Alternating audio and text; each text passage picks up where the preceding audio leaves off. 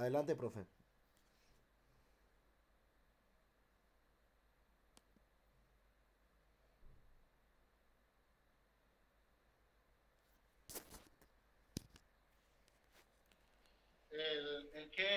La publicidad decía estadística y psicología conductual, el tema es un poco más específico, ¿sí? Aunque sí se va a nombrar y se va a hacer, creo que una discusión interesante en torno a eso, un poquito políticamente incorrecta, pero pues a mí me gustan esos temas, así como a Jan. Eh, entonces, digamos que el tema que me pidieron que hablara sobre un tema que me parece interesante para hablar es discusiones sobre validez y confiabilidad de los diseños de caso único en análisis experimental del comportamiento y análisis aplicado al comportamiento. Faltaría esa parte en el título, específicamente en eso, porque casos únicos hay muchos, sí, y como ya mencionaba, en epidemiología, en medicina, en el modelo biomédico, incluso en el modelo de ciencias sociales, se usan casos únicos, sí, pero aquí vamos a hablar específicamente de ese tema y unos conceptos que generalmente se abordan en psicometría y que mucha gente piensa que son solo exclusivos de psicometría, pero resulta que no, que los que estamos interesados en análisis conductual, ya sea experimental o aplicado, ¿sí? EVA o ABA en inglés, Experimental o Applied Behavioral Analysis, tenemos que tenerlo en cuenta, porque ya nos están sacando. O sea, ese discurso de que el conductismo es la ciencia natural de la psicología y que por ser la ciencia natural somos mejores que los demás, pues ese discurso no se lo comen las revistas indexadas y las revistas de alto nivel. Las publicaciones, digamos, en revistas de alto nivel han venido cambiando más o menos, yo creo que a partir del año 2003. Como nosotros somos la TAM, a nosotros las cosas nos llegan tarde. Entonces, más o menos en el año 2018-2019 yo empecé a percibir ese cambio que ya venía desde antes. ¿Listo? Entonces, los criterios, como creo que Alejandro Posadas pues, ha mencionado muchas veces, los criterios para eh, hablar de un artículo publicable o no, de un artículo que, que deba ser, pues pueda ser considerado objetivo, que pueda ser considerado riguroso, han cambiado desde, desde cuando nosotros aprendimos, o cuando yo aprendí, y muchos jóvenes como ustedes siguen aprendiendo de la manera que yo aprendí. Eso no debería pasar. Eso no debería pasar porque muchas de las cosas que yo aprendí eh, ya están incompletas. Ya se ha trabajado sobre eso que yo aprendí en la universidad, en pregrado. Ya se ha trabajado sobre eso, ya se ha desarrollado sobre eso y hay cosas nuevas. Y dentro de esas cosas nuevas está que guste a quien le guste, la estadística es un requisito sine qua non para publicar o no en revistas de alto nivel, en revistas de cuartil 1, cuartil 2, en revistas sí, de ese tipo de digamos, estatus, de ese tipo como de que le llegan a mucha gente y que son consideradas también como en muchos países a uno le dan puntos por publicar en esas revistas. No es lo mismo publicar en una revista no indexada a publicar en una revista Q2, Q1, ¿sí? Que son las de más alto nivel, incluso una Q4 ya es punto, pero las Q4 ya tienen estos criterios. ¿Listo? Entonces vamos a hablar un poquito de eso. Vamos a hablar un poquito de eso, ¿ok? Porque es un tema que todo joven que está formando a nivel de pregrado, de posgrado, debería saber, debería tener en cuenta. Entonces, básicamente, pues, aquí ya no los voy a ver, cualquier cosa grita. ¿Qué son los datos? Datos en latín se dice dados, en portugués también. Entonces, los datos es lo que se nos da. lo que está ahí en la naturaleza y se da, ¿sí? Ya sea porque se da de manera espontánea o porque nosotros diseñemos un experimento para que se dé.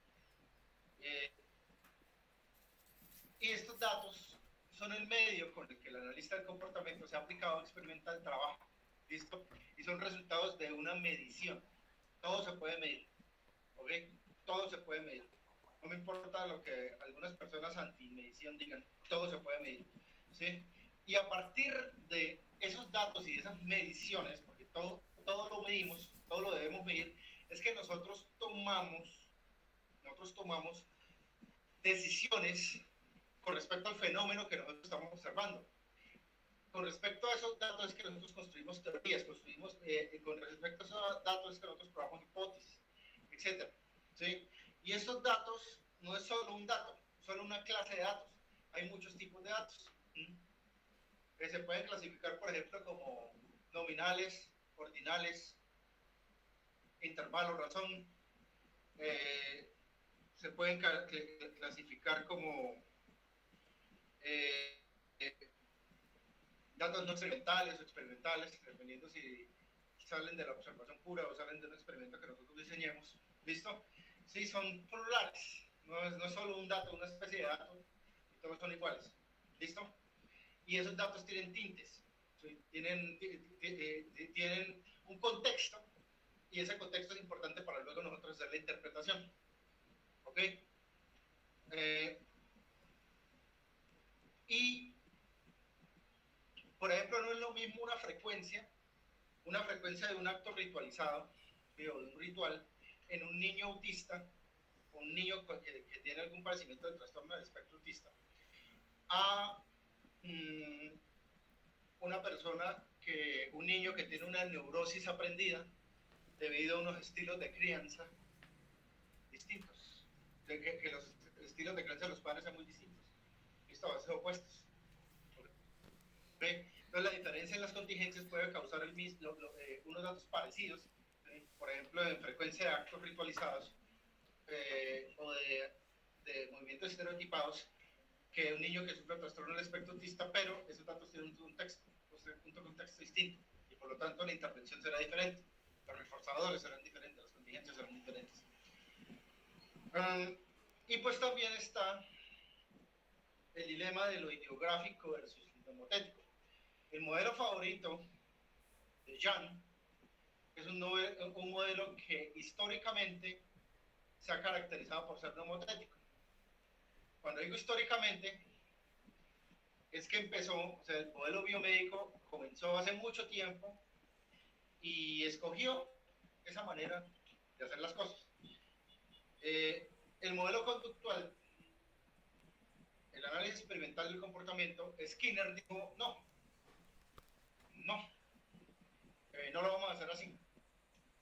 Las categorías generales, hacer algo deductivo, o sea, a partir de algo general, imagínense el DSM, una categoría general, para tratar de describir un comportamiento particular, no es el método idóneo para estudiar el comportamiento. Nosotros tenemos que partir de al revés, ser más inductivos, muy influenciado por la filosofía de Francis Bacon, ¿sí?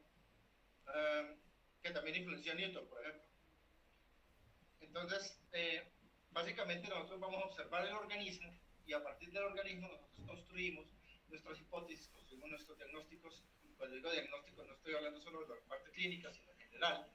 Construimos nuestras evaluaciones, sacamos nuestras conclusiones y tomamos nuestras decisiones. Este es un dato histórico. Skinner hizo muchas críticas a la psiquiatría y a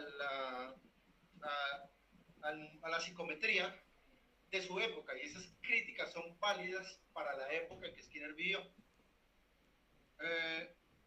La psicometría y la psiquiatría no se quedaron ahí. El análisis del comportamiento no se quedó ahí. ¿Sí? Skinner es una persona admirable, tan admirable como Newton, pero la física no se quedó en Newton. ¿Listo? Hemos avanzado, y hemos avanzado bastante. Entonces la historia es muy chévere, a mí me encanta, pero tenemos que mirar los avances que se han dado desde 1936, 1946, 1957, 1968, porque han habido muchos avances. Y entonces, en realidad, estos modelos o esta forma de ver ya no pelean. No es pecado que si yo soy analista del comportamiento, haya hecho niño con trastorno del espectro autista, haya utilizado una categoría del DSM-5-TR para o hablar de neurosis. Eso no tiene nada de malo, ¿sí? Son modelos complementarios y ya hace mucho tiempo los médicos, los psiquiatras y muchos psicólogos que también escriben el DSM, psicólogos clínicos, admitieron que las categorías no son categorías puras, que usted tenga que cogerlas. Es un ejercicio casi platónico de llegar y coger la categoría, y es que tiene que encajar, ¿sí?, el individuo en esta categoría, porque es que si no, mejor dicho, no, ¿sí? Son unos lineamientos generales que se nutren precisamente de ese proceso ideográfico. Sí, se empiezan a aparecer, sí, empiezan a nutrirse y son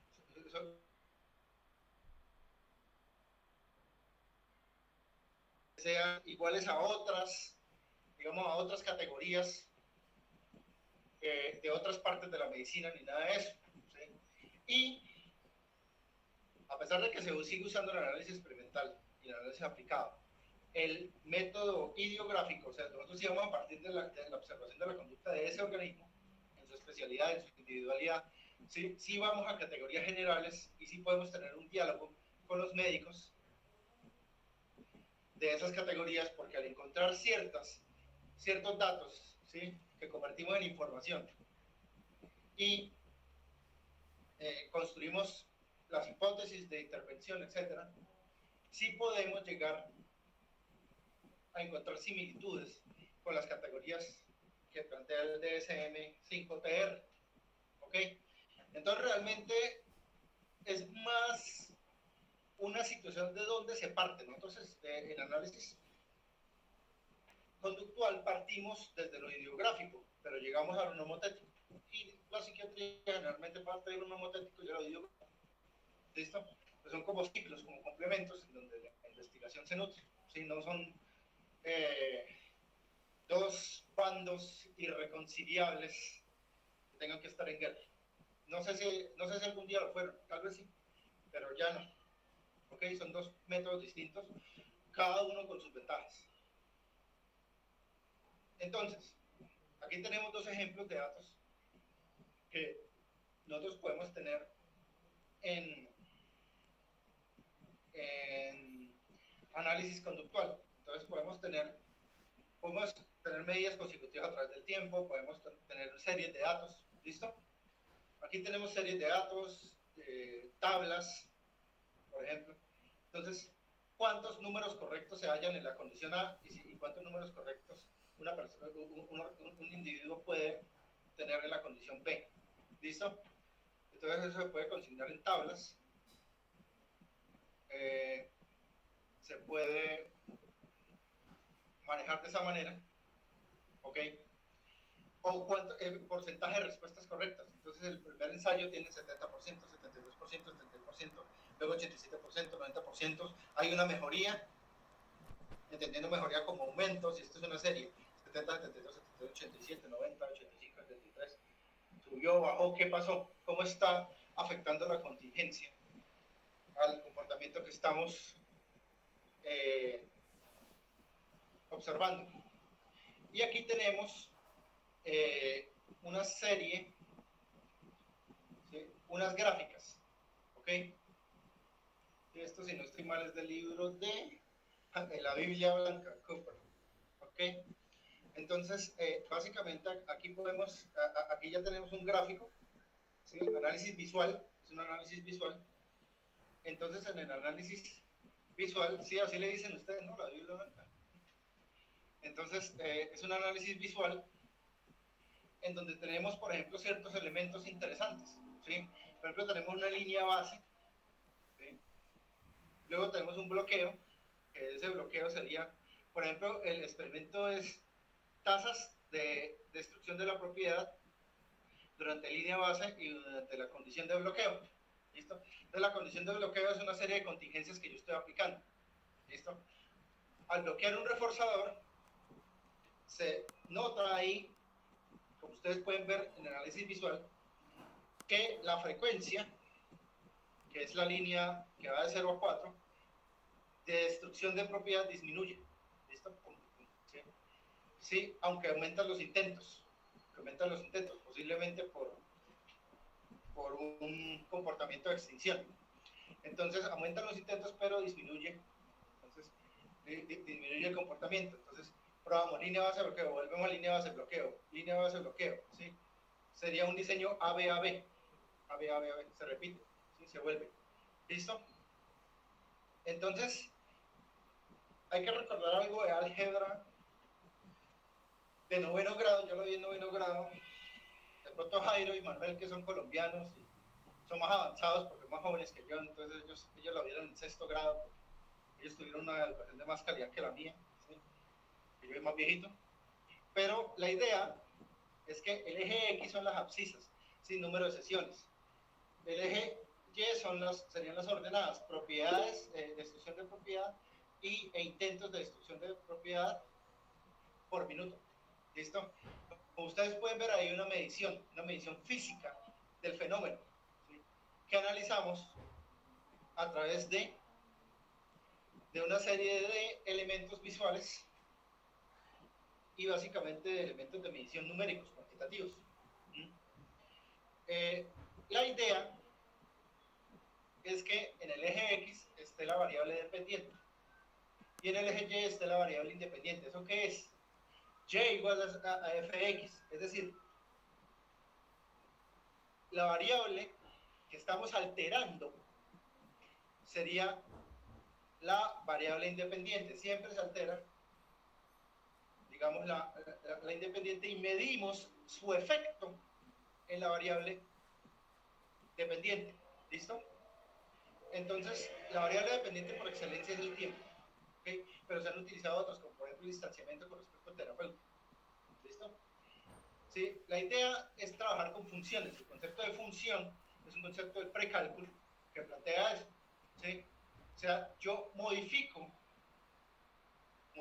una variable y mido su efecto en la otra. ¿Ok? Tal que Y sea función de X. ¿Sí? Entonces aquí en el gráfico, la destrucción de la propiedad, ¿sí? Será función de ¿qué? ¿Sí? Del bloqueo, ¿sí? Que está administrando el investigador.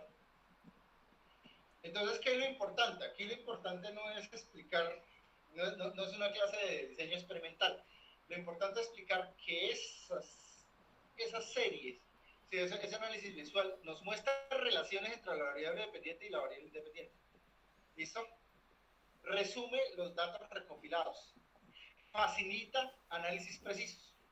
¿Sí? Entonces, básicamente, espera un momentico, déjenme ver una cosa. Sí, señor, sí estoy bien. Ya. Entonces, básicamente, esto son herramientas que el analista tiene para poder tener mejores mediciones que faciliten la toma de decisiones. ¿Ok? Esto otorga un acceso inmediato al registro del comportamiento. ¿Listo?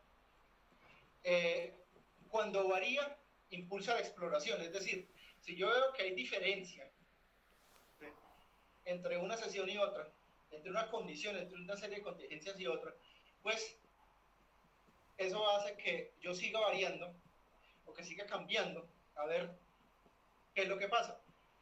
Son relativamente fáciles de aprender. Aquí realmente no hay un nivel así avanzado de matemática que usted diga, no, esta cosa es imposible. Mejor dicho, cualquier persona con la mitad del bachillerato puede aprenderlo. ¿Listo? Y no hay propiedades matemáticas especiales, o sea, no hay producto punto, producto cruz, ¿cómo es que se llama? Se me olvidó. Leibniz y Newton llegaron por un método jodidísimo, inventaron el cálculo por un método, los infinitésimos. Eso ya no se usa en ninguna universidad, eso ya no se usa en el cálculo porque son medio ambiguos, pero hay una versión para la mecánica celeste que se usa de los infinitésimos. No hay nada así extraño, marcos relacionales, una cosa así de qué, física relativista, ni nada de esas cosas, ¿ok? ¿Sí? Fomenta el juicio y la interpretación independientes y es una fuente efectiva de retroalimentación. ¿Sí? ¿Por qué? Porque yo me doy cuenta, yo me estoy dando cuenta cómo está el comportamiento y yo puedo llegar y decir, mira, tú te estás comportando así en esta contingencia y de una manera diferente en esta otra contingencia. Entonces digamos que esos diseños de caso único son muy útiles. Cuando son, digamos, cuando son así de sistemáticos, no solamente los de ABA que estamos mostrando, sino otros que también usan el modelo biomédico, Jan. Sí, porque hay otros diseños de caso, no son diseños de caso único, sino son como, esto se confunde con coger una anécdota. ¿Sí? Ay, es que a mí me pasó, es que a esta persona le funcionó. ¿Sí? Eso es lo contrario. Sí, están bastante lejos en cuanto a grados de validez. ¿Listo? Entonces, el cambio conductual, ¿ok? ¿Qué tiene? Tiene unas características, ¿listo? El nivel, el valor es la escala del eje vertical. Mira, observen el nivel. ¿Sí? Aquí, destrucción de la propiedad, 2 veces, aquí casi 4. Destruyó 3 cosas y media. ¿Sí? Aquí volvió, destruyó 1 y media y así. ¿Listo? Entonces, el nivel es qué tanto varía en el eje Y. Así es más fácil verlo, así es más fácil medir, así es más fácil intervenir, así es más fácil observar. Entonces, el eje vertical alrededor del cual un conjunto de las medidas del comportamiento convergen. ¿Listo? Entonces, aquí yo puedo sacar la media. ¿Qué es la media? Es la suma de los datos, es la suma de los datos sobre el número de datos, la suma del valor de datos sobre el número de datos. ¿Sí? Entonces, ahí tendría 1,7 más 3,5 más 3,6, pongamos. ¿Sí? Más 1,2 más 1,3 más 1,9. Eso lo sumo y lo divido, estoy mirando la primera baseline, lo divido en 4 datos. Eso es una media, ¿sí? Entonces, en análisis conductual podemos hacer estadística descriptiva, pues claro que lo podemos hacer, sencillo, ¿sí? Tomo estos valores del eje Y, lo sumo y lo divido en 4, porque hay 4 intentos. ¿Listo? ¿Sí? Entonces, que a Skinner no le gustaba la estadística. No es que a Skinner no le gustara la estadística, él la considera importante, simplemente es que hay varios tipos de estadística. Y la estadística más utilizada por la mayoría de las ciencias, incluyendo la psicología, es la estadística paramétrica. Ahorita vamos a hablar un poquito más de eso. ¿Sí? Él decía que la estadística paramétrica, y de hecho es cierto, se basa mucho en el grupo. Es muy chévere para describir el grupo, pero no es chévere para describir al individuo. Y tiene razón. Y la teoría clásica de los tests se basa mucho en la estadística paramétrica. Cuando nosotros tenemos un test psicométrico, pues nos basamos en el grupo. ¿Qué tanto se distancia el individuo de la media del grupo? La psicometría avanzada. Ahorita está la teoría de respuesta al ítem, que sí se concentra más en el comportamiento individual del ítem y usa curvas logarítmicas en vez de curvas normales. ¿Sí? También hay análisis ex-gaussianos, es decir, combinan la curva normal con curvas que no son normales, que tienen sesgo. Entonces, realmente en la actualidad tenemos muchas más herramientas de las que tenía Skinner en esa época, y las críticas de Skinner sirvieron mucho para que los psicómetras y las personas que se dedicaron a la psicología matemática avanzaran en este campo.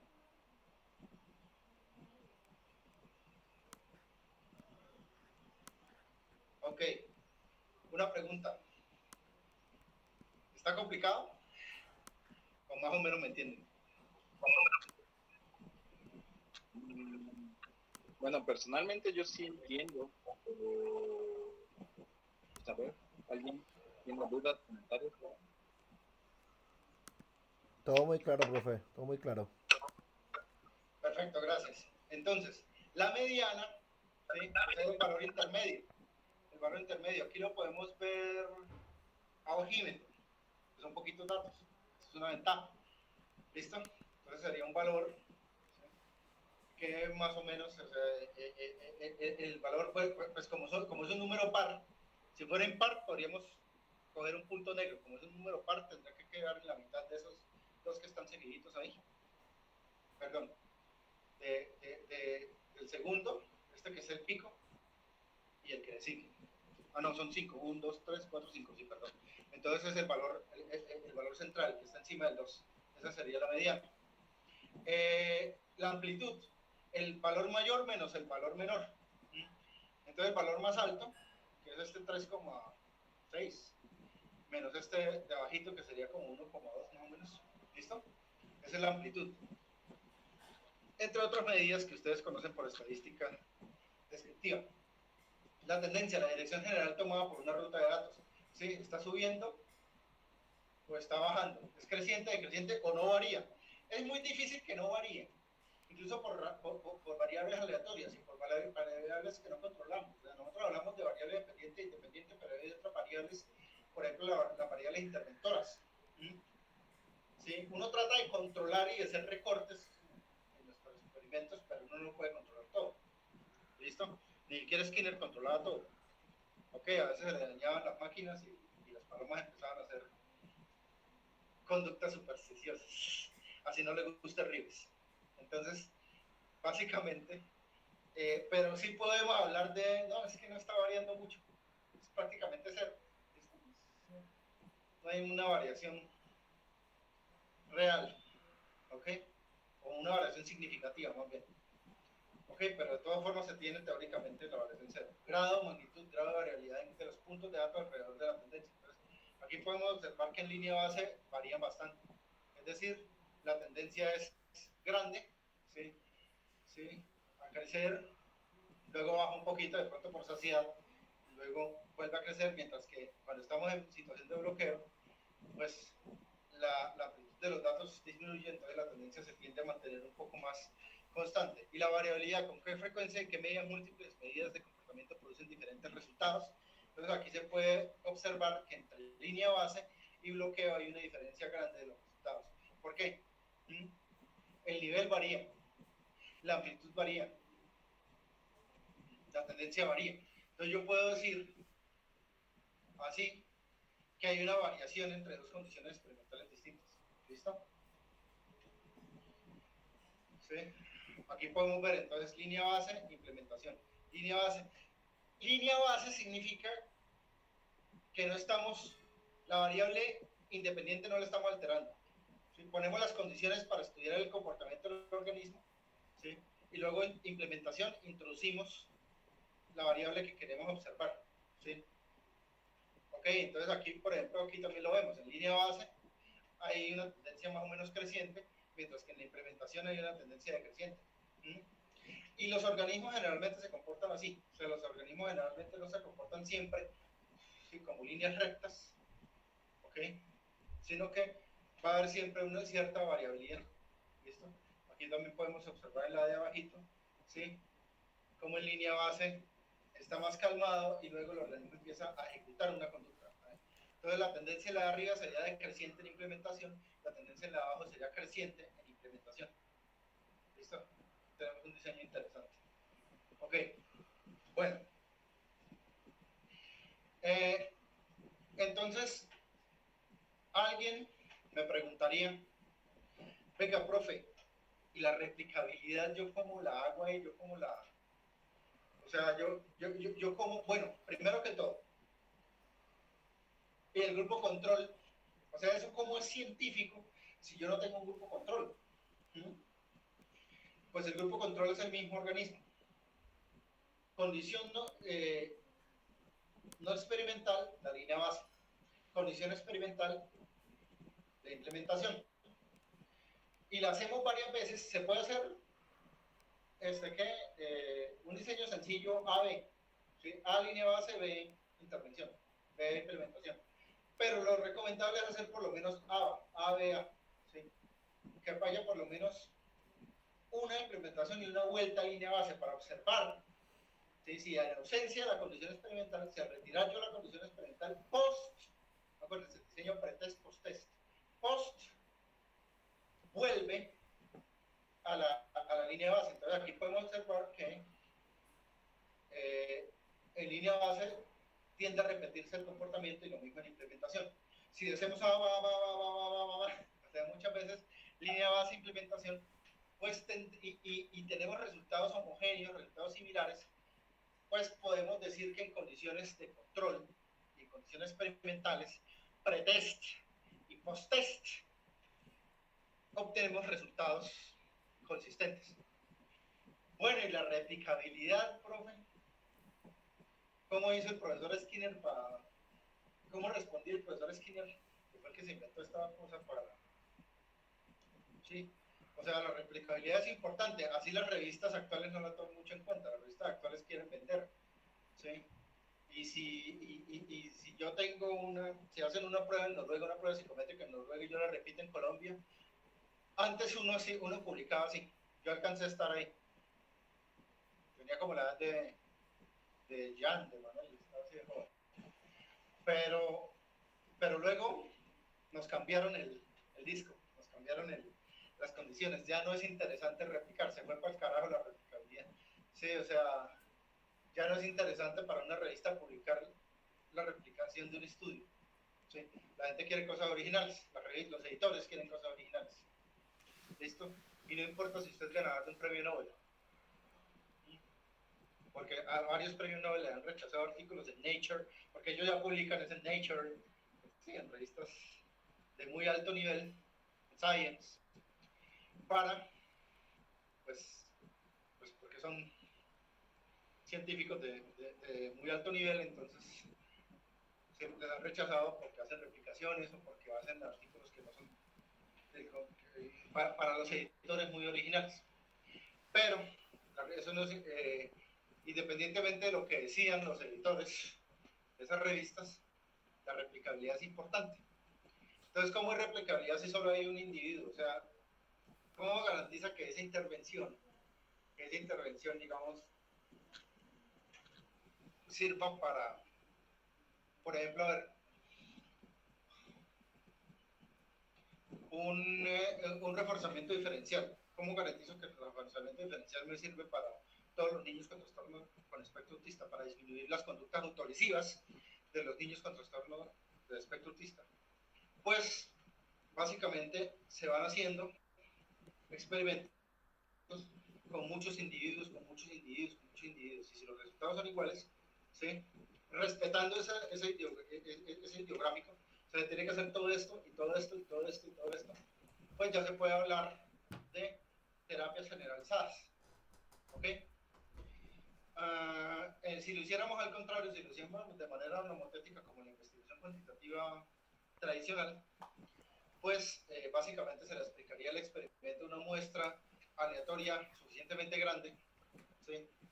Con el rango de error y todas esas cosas, como se calcula una muestra.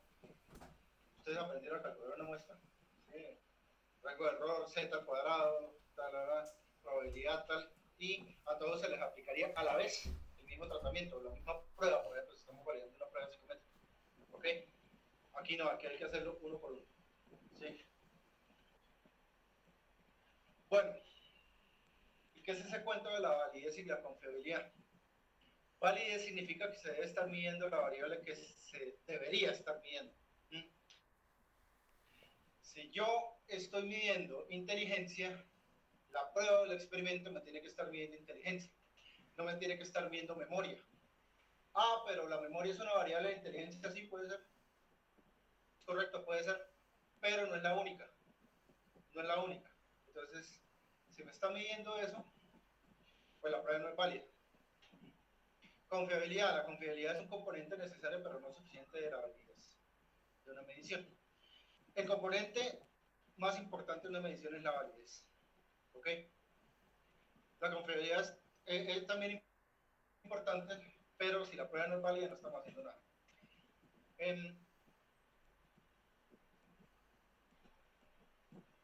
Un reloj antiguo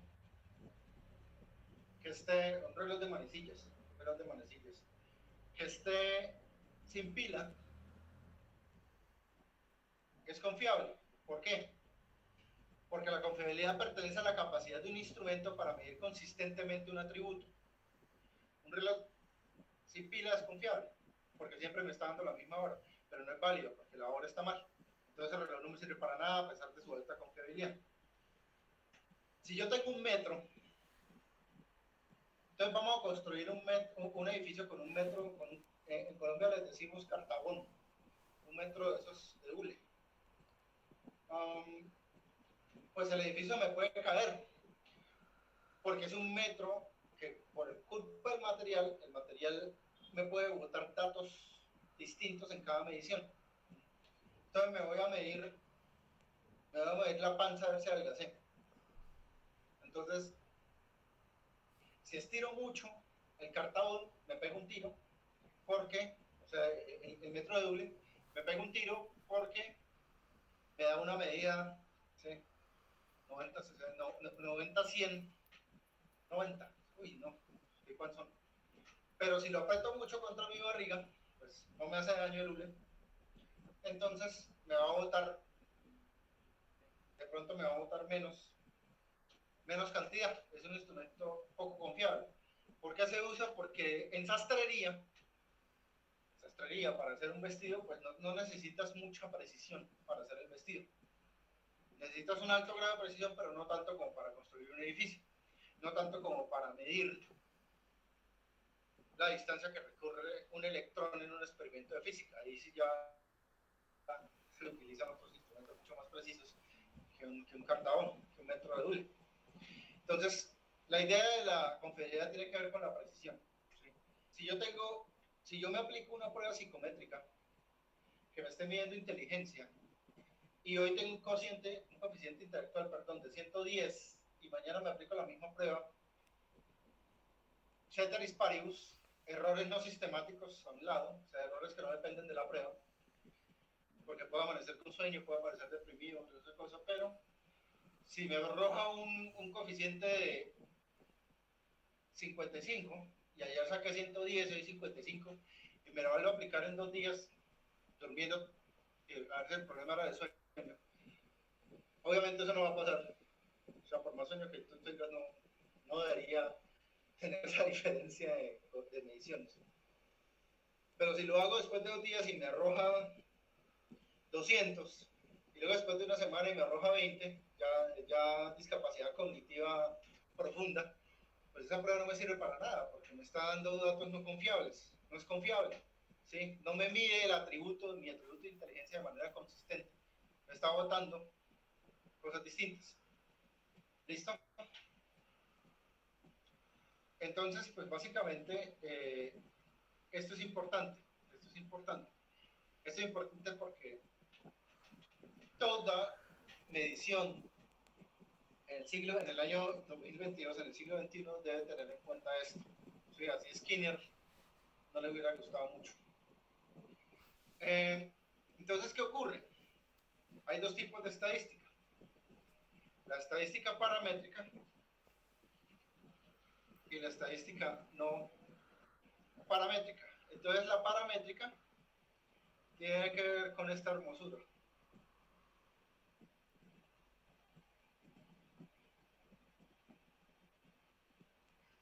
La hermosa campanita de Gauss.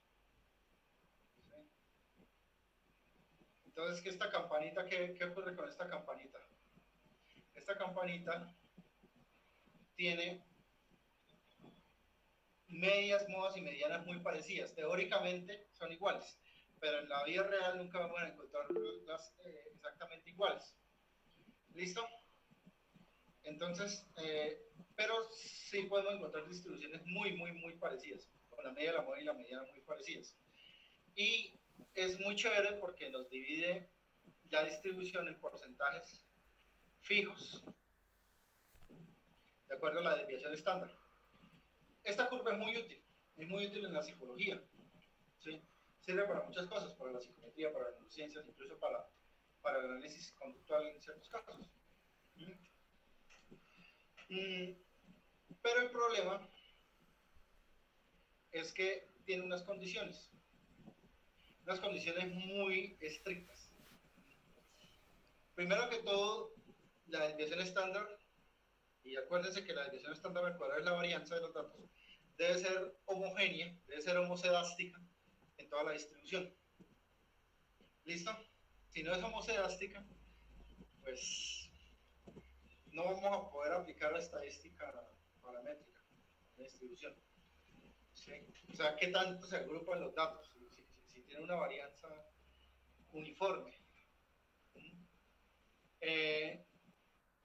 También generalmente cuando esto ocurre las muestras son grandes. ¿Sí? La curva normal es muy chévere, es uno de los pilares del universo. Ustedes experimentos, por ejemplo, con 1.000.000 de partículas, de partes de limadura de hierro. Partículas son solo los subatómicos, partes de limadura de hierro, ¿sí? Y lo somete a ciertas condiciones y forma curvas normales. Sí, obviamente usted tiene muchos pedacitos de limadura de hierro, por eso se forma así la curva normal. Pero generalmente eso sucede cuando son muestras grandes y eso ya nos mete en un problema. Eso ya nos mete en un problema a los analistas del comportamiento porque nosotros trabajamos con diseños de muestras muy pequeñas. Si queremos hacer el análisis así, EVA, así es de la manera que lo vimos. Entonces, sinceramente, la verdad, cuando nosotros tenemos estas condiciones, pues es muy difícil hablar de estadística paramétrica. Entonces, si nosotros queremos hacer una prueba T, que nos facilita mucho las cosas, porque la prueba T, por ejemplo, permite medir el efecto de una variable sobre la otra, medir si hay diferencia significativa, ¿sí? Entre una intervención y otra intervención. Pues aquí no se va a poder. Lo mismo si queremos hacer correlaciones. Si queremos hacer la correlación de Pearson, pues no se va a poder. No se va a poder.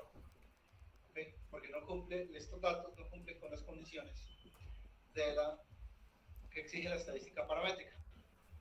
Entonces, ¿qué hacemos? ¿Qué hacemos? Es más, la estadística paramétrica exige que la muestra sea aleatoria. ¿Sí? Puede darte así la curva normal, pero si la muestra no está aleatorizada, tampoco te sirve de mucho. ¿Qué carajos hacemos? Porque esto nos lo están pidiendo. Bueno, primero que todo, ¿por qué nos lo están pidiendo? ¿Por qué si Skinner odiaba esto? Entonces, sí, si papá Skinner, por ejemplo, yo soy skinneriano, yo no tengo por qué hacer esto, que no me publiquen de malas. ¿Sí? Y que si sacan a Byte de las revistas de Q1, pues no me importa, nosotros somos los rebeldes. ¿Sí? Sí, no nos acomodamos a los parámetros de la ciencia actual. Sí, ya estamos hablando como psicoanalistas.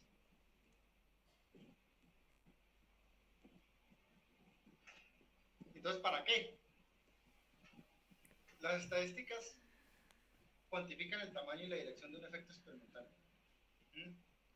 Y eso se puede utilizar para sintetizar los resultados entre los estudios. ¿Listo? Lo que permite que los resultados del trabajo de un solo caso se puedan incluir en lo que ama Alejandro Posadas, que son los metaanálisis. Y esa es una de las razones por las cuales nos están excluyendo las personas que no aplicamos. Cuando un diseño de caso único no tiene estos análisis estadísticos, ¿sí? Porque los metaanálisis son importantes, porque los metaanálisis en este momento configuran una parte importante del desarrollo científico y la literatura científica y son un punto de referencia para casi prácticamente cualquier investigación de alto nivel. Haces un proyecto de doctorado, incluso algunos de maestría, que lo exige más el doctorado. Lo primero que te ponen a hacer es una revisión sistemática, ¿sí?, de metaanálisis bajo ciertos criterios como los Cochrane, pero no es el único, ¿sí? bajo ciertos criterios estrictos, y si no, no puedes empezar a hacer nada, ¿sí? Porque eso te da realmente el estado del arte de tu pregunta de investigación. Entonces, si no podemos incluir nuestros hermosos diseños de caso único en los meta-análisis, pues nos estamos quedando rezagados. Nos estamos quedando rezagados, así de sencillo. Entonces es necesario. ¿Listo? Y los análisis estadísticos también se pueden utilizar para controlar el error del tipo 1. ¿Qué es el error tipo 1? Es un falso positivo. No quiero volverme político, pero en Colombia esa palabra es famosa. ¿Listo? Si hay colombianos aquí, que sí, yo sé que hay colombianos, empezando por Jaire, por Manuel y deben haber otros. Esa palabra es muy famosa, ¿sí? Pero está mal aplicada a eso que lo aplican, ¿sí? Falso positivo es declarar la hipótesis nula como verdadera, ¿sí? Yo tengo dos tipos de hipótesis, la alternativa o experimental y la nula. La nula siempre niega el fenómeno. La nula es no pasa nada. Yo hago algo y no pasa nada. ¿Sí? Incremento el número de reforzadores y la conducta no cambia. Esa es la hipótesis nula. La hipótesis alternativa o experimental, que pueden haber varias hipótesis experimentales, no solamente una, se pueden diseñar varias. Por ejemplo, sí, afectan un 20%, afectan un 40%. De hecho, los estudios de más alto nivel las tienen así. No solamente una. No produce un efecto, no. ¿Qué tanto produce el efecto, por ejemplo? Entonces puedo tener varias hipótesis alternativas. Es que eso que estamos haciendo sí cumple, sí tiene un efecto en la conducta que estamos modificando. ¿Ok? Entonces, error tipo 1 es aceptar la hipótesis experimental cuando esté falsa. ¿Ok? Y eso es importantísimo. Lean a Karl Popper y a muchos otros filósofos de la ciencia, incluyendo esos que han cogido y malinterpretado como antipoperianos, como Kuhn. Y no, ellos están convencidos que eso es algo, ellos lo mencionan, solo que de pronto no de la manera tan limitada en que Popper lo planteó, pero las críticas a Popper nunca fueron a decir que eso no sirvió para nada, eso es un problema, ¿sí?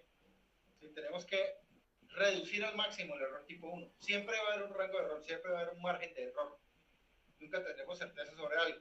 Sí, de hecho el análisis científico generalmente no demuestra una verdad, ¿sí? Lo que demuestra es una falacia, una falsedad, ¿sí? Hay 95% de probabilidad, ¿sí?, de que en estas condiciones, ¿sí?, esto no se cumple. ¿Ok? Entonces estamos más descartando hipótesis que probándolas, que probando su veracidad. Y eso está muy bien. Eso está muy bien. ¿Listo? Entonces, tenemos que controlar ese error tipo 1 al determinar si los efectos observados en un experimento son causados por la variable independiente o no. Porque si no, ¿qué estamos haciendo? ¿Sí? Estamos haciendo lo mismo que muchas personas que llegan y dicen, sí, o sea, ¿cómo yo demuestro que los antepasados influyen sobre mi conducta? O que la posición de las estrellas al momento de nacer influye sobre mi conducta. O que el aprendizaje influye sobre mi conducta. O que la genética influye sobre mi conducta. Sí, ahí tengo 4 hipótesis. ¿Cómo demuestro cuál tiene menos rango de error tipo 1 que otro? ¿Sí? ¿A qué criterio, bajo qué rigor las acepto? Acepto la hipótesis. ¿Sí? Acepté la hipótesis que el aprendizaje influye en la conducta. ¿Sí? ¿Por qué? Porque tiene un error tipo 1 muy bajo. Hay una muy baja probabilidad de que yo acepte la hipótesis de cometiendo un error. ¿Sí? Mientras que la de los antepasados, o la de las estrellas, pues va a tener un rango muy alto de probabilidad. Entonces lo más probable es que sea falsa. ¿Sí? Puede coincidir una vez cada 1000 años. Puede pasar, pero ok, eso no me habla del comportamiento general. Entonces, usted calcula la probabilidad de obtener resultados al menos tan extremos como el resultado del experimento solo por azar. ¿Sí? Porque si yo estoy obteniendo los resultados por azar, significa que lo que influye es la casualidad, no influye la hipótesis que yo estoy planteando. No influye que el número de reforzadores aumenta la frecuencia, la tasa de frecuencia de una conducta. No, es producto del azar. A ese producto del azar, ¿sí? Porque siempre, usted siempre puede hacer las cosas por coincidencia. Una vez, cuando yo era joven y bello, yo me quedé estudiando en una universidad pública y me quedé atrapado en una huelga. Estaban tirando papas bombas y piedra por todos lados. Y yo me escondí y dio la casualidad de que había unas niñas de música de la misma edad mía. Y una de las niñas era violinista. ¿Sí? ¿Sí? Entonces, pues las niñas empezaron a hablar conmigo, estábamos encerrados. ¿Sí? Empezaron a hablar conmigo, no hay nada pornográfico en la historia. O de pronto sí, pero esa parte no me las cuento. Y ella era violinista y sacó el violín. Y yo nunca había tenido un violín. Ay, ¿me lo prestas? ¿Me enseñas? ¿Sí? Y de pronto yo llegué y cogí el violín y hice así y me sonó lo más de bonito. Limpiecito. Sí, la niña, ay, cómo le sonó de lindo y hermoso. Lo volví a hacer y ya. ¿Sí? Siempre ustedes pueden salir las cosas por casualidad. Siempre hay el efecto del azar. En psicometría también se mide. En psicometría también medimos la probabilidad de que alguien adivine las respuestas. La probabilidad de que alguien adivine las respuestas. En Colombia hay unas pruebas al finalizar el bachillerato. Bueno, ahorita hay como en primaria y luego otra en mitad de bachillerato y luego otra al final. Y ahora al finalizar la universidad que miden la calidad de la educación. Y no falta el vago o la vaga, que nunca hacía nada, que nunca hizo nada, que obtuvo un buen puntaje. Entonces alguien pensaría, no, este es un genio, porque no hace nada y una genia, no hace nada y después puede ser, pero lo más probable es que haya sido casualidad. ¿Sí? Cuando yo salí del bachillerato, no faltaba la sorpresa. ¿Sí? El vago que no hace nada y ¡pum! Obtenía un buen puntaje. ¿Cómo? El azar siempre está presente, ¿ok? Y puede que sus intervenciones, por más sofisticadas y conductistas que sean, funcionen a veces por casualidad. Y lo mismo, las psicoanalíticas, las humoristas, a veces funcionan por casualidad, por azar, ¿ok? Entonces, Ana O dio la casualidad de que se empezó a curar, ¿sí? Conforme avanzaba la terapia psicoanalítica que le aplicó Freud. Eso puede pasar. No tenían nada que ver, no tenían relación, pero puede pasar. ¿Listo? Los valores P, o sea, el efecto del azar más pequeños, indican una menor probabilidad de que los resultados observados ocurran por casualidad si la variable no tuvo efecto sobre la variable dependiente. La variable independiente no tuvo efecto sobre la variable independiente. Entonces, si yo tengo líneas base o variabilidades inestables, pues voy a tener, si recuerden la variabilidad, voy a tener, digamos, un problema en cuanto a la determinación de la variable, del efecto de la variable independiente. ¿Listo? Porque no hay consistencia en el fenómeno en línea base. Entonces, ¿qué se recomienda? Hacer diseños más largos, hacer diseños de más intervenciones para precisamente eliminar el error tipo 1. ¿Ok? Se ha encontrado también que hay analistas conductuales que no están de acuerdo con las interpretaciones de sus datos. ¿Listo? Entonces, hay un sesgo de el observador. ¿Ok? Entonces ya concluimos que la estadística paramétrica, muy jodido de aplicarla en diseño en el caso de pero existe otro tipo de estadística, que es la estadística no paramétrica, que tiene menos limitaciones que la paramétrica. No necesitamos que la distribución sea homoceástica, no necesitamos un tamaño grande de la muestra. No es obligatorio que la muestra sea aleatoria, pero sí es recomendable. ¿Listo? Y resulta que dentro de la estadística no paramétrica hay unas pruebas, como la Kruskal-Wallis, como la Van Whitney.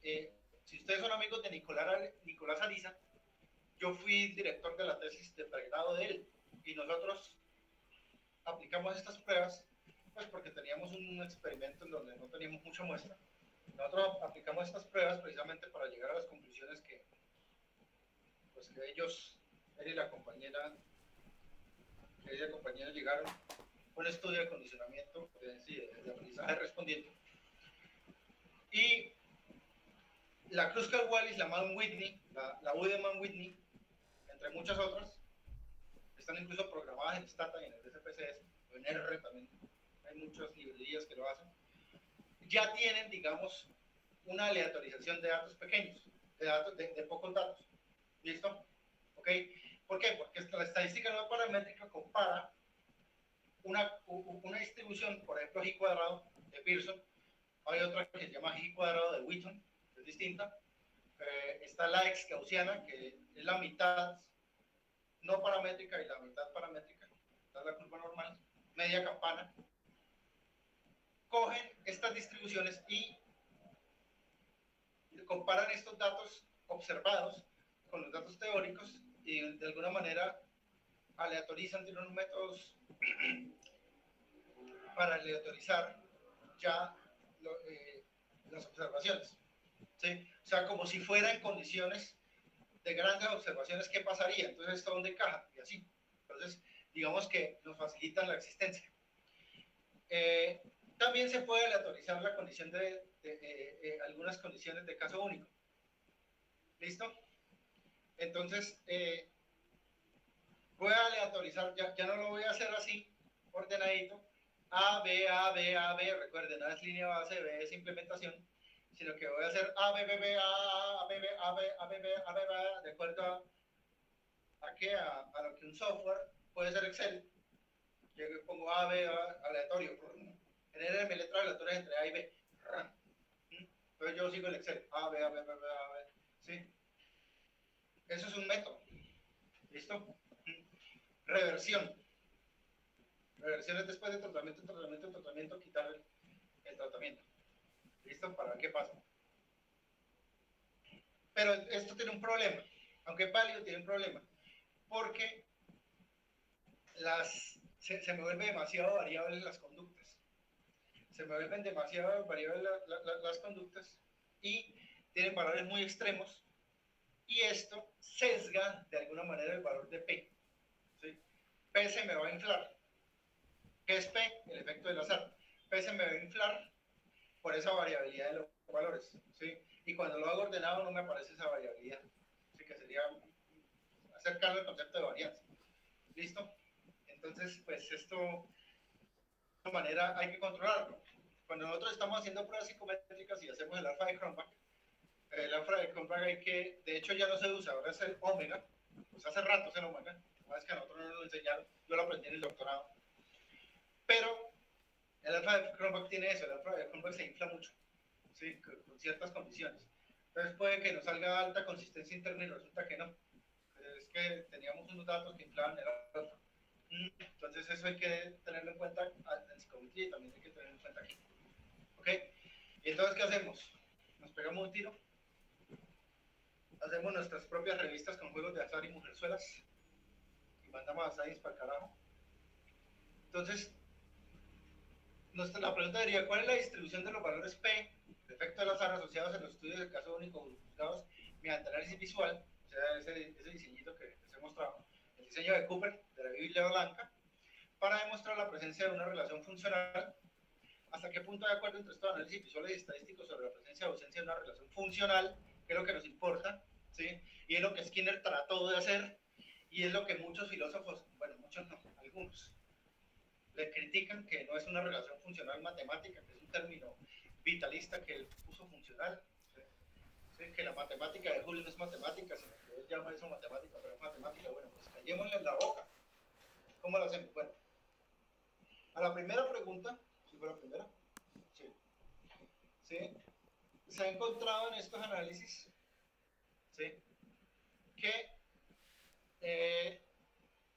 cuando no hubo relación funcional, las pruebas de la autorización mostraron valores P muy dispersos.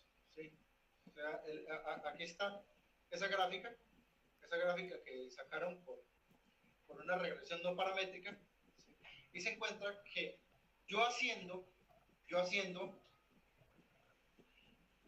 el experimento, haciendo esas grafiquitas de Cooper, haciendo ese diseño, no encontré una relación funcional entre las contingencias, entre los reforzadores y el aumento o disminución de la tasa de frecuencia de una conducta. ¿Ok? Esa es la relación funcional, matemática. Y es igual a fx. ¿Sí? Variable independiente, lo que estoy alterando, nivel de reforzamiento, ¿sí?, variable dependiente de la conducta, que quiero modificar. Cuando no se observó por ese método que había una relación funcional entre las variables y hacemos una regresión no paramétrica, los valores de P son muy dispersos. Se me concentran de pronto en un lado, pero sí, hay otros que se me salen mucho. Sí, la idea es que sea menor al 5%, 0,05, y ya tengo valores por allá. Entonces, no, perdón, están en la gráfica de arriba, la parte de arriba. Si ustedes ven, los valores están muy dispersos. Hay unos que sí, que son cercanos al 0,0, hay otros que están cercanos al 0,05. Deben ser la línea negra, no la línea punteada, deben ser menores a la línea negra, lo cual es una convención, digamos, un poco aleatoria. En realidad, ¿quién decidió? Se lo pregunté al director del Instituto Nacional de Estadística de Brasil, Instituto Federal de Brasil, y me respondió, no sé quién hizo eso. Alguien decidió que 5% era un valor muy pequeñito, pero resulta que es muy pequeñito para las ciencias, digamos la física, la química, pero para las ciencias sociales ya hemos tenido problemas con ese valor, entonces lo podemos reducir. El caso es que, independientemente de si usted acepta el 5% o no se lo acepten, o no, los editores de las revistas Science y Nature, observamos que cuando no hay relación funcional, mira, hay unos que sí, otros que hay veces que el P es muy pequeñito, pero hay veces que el P es demasiado grande, ¿sí? Mientras que observamos cuando estamos en la parte de punticos rellenos de negro, ahí sí observamos más homogeneidad, ¿sí?, más homocedasticidad, es decir, la mayoría de los valores se concentran menor que 0,05, menor que el 5%, que es el P menor que el 5%, es el valor universalmente aceptado para poder decir que nosotros no tenemos un error tipo 1, es decir, que hay un 95% de probabilidad de que no estemos cometiendo un error al aceptar la hipótesis alternativa. ¿Sí? Recordemos que la hipótesis alternativa siempre es que hay una relación funcional. La hipótesis nula es que no hay relación funcional.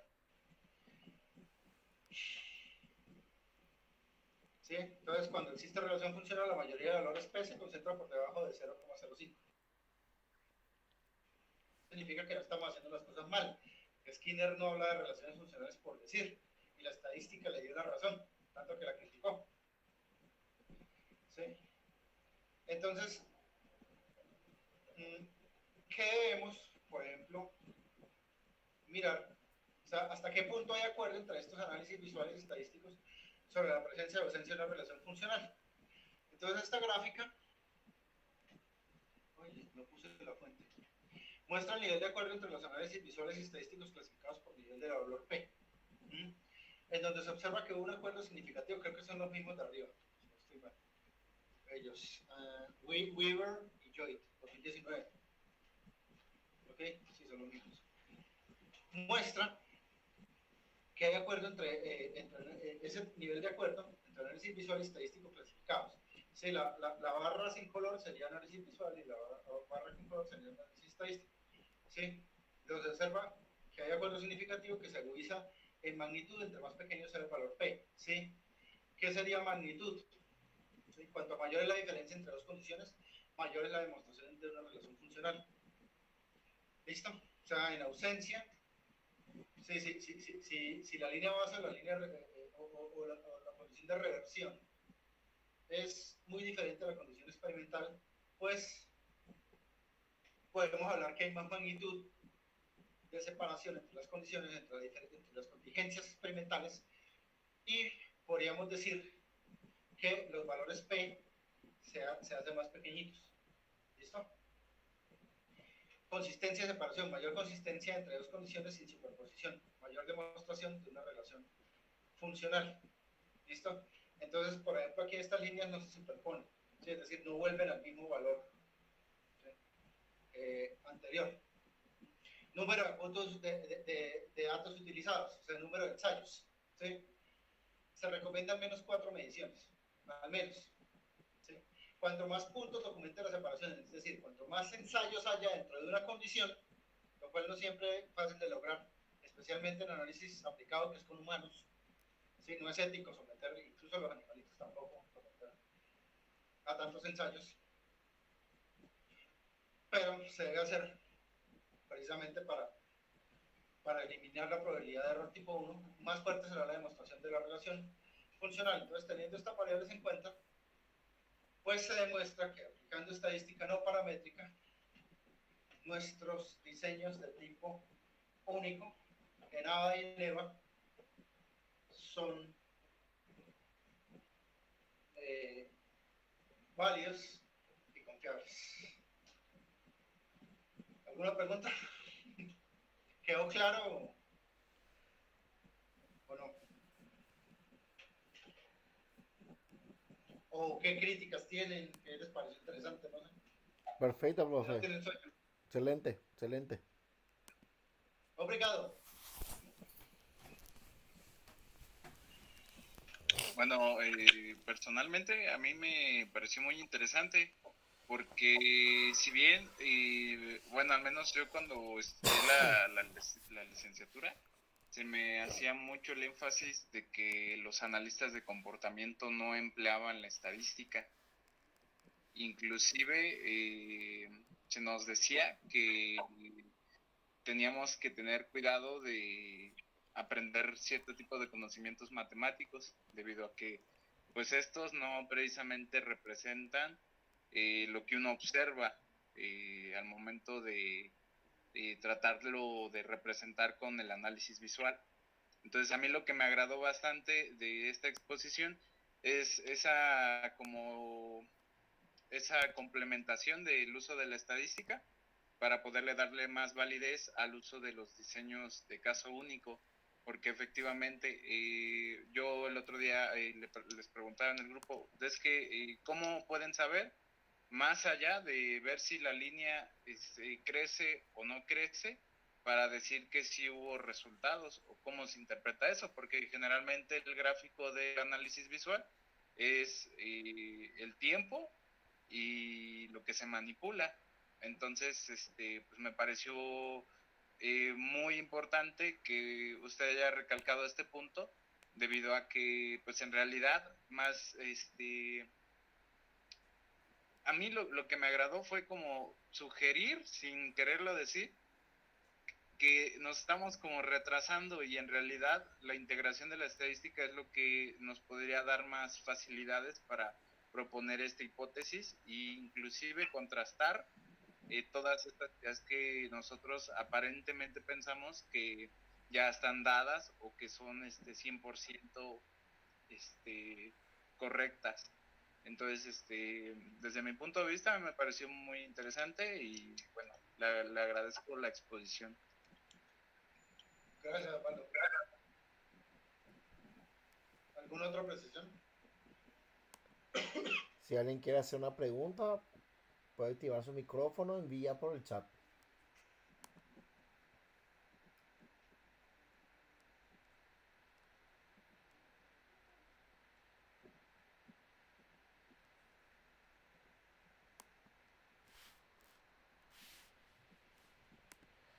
Eh, profe, no sé si sería estadística paramétrica y la otra bayesiana o esa es otra cosa ya. No, no, esa es otra división. Esa es Otra otra cosa ya. división. Ah, bueno, bueno.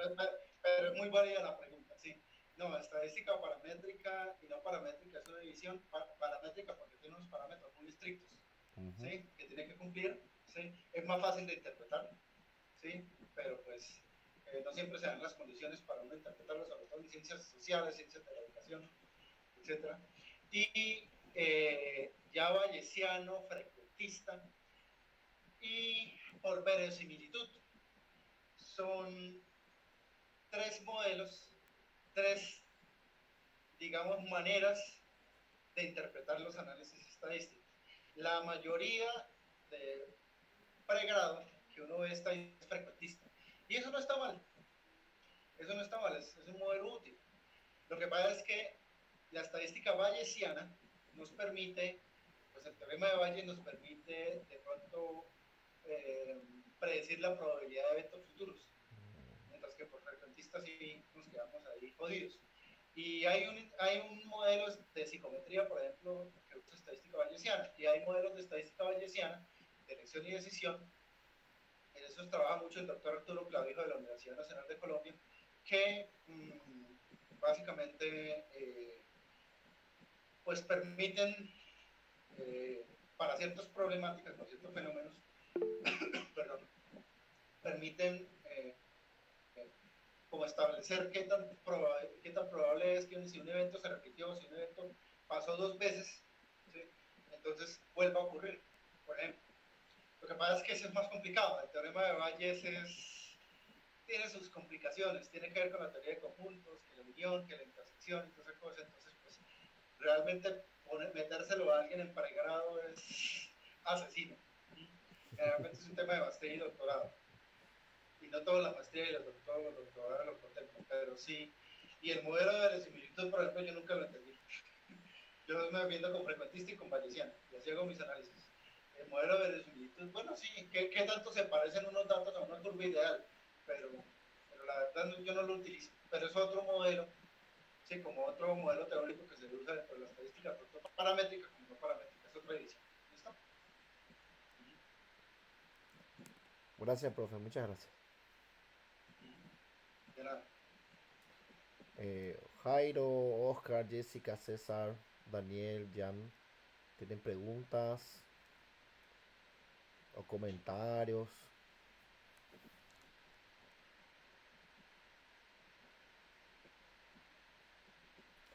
Ok. Si no hay más preguntas, podemos cerrar. O algo más Ok. que quiere comentar Osvaldo. Yo estoy grabando ahora, Yo estoy entonces grabando ahora, entonces voy a finalizar acá la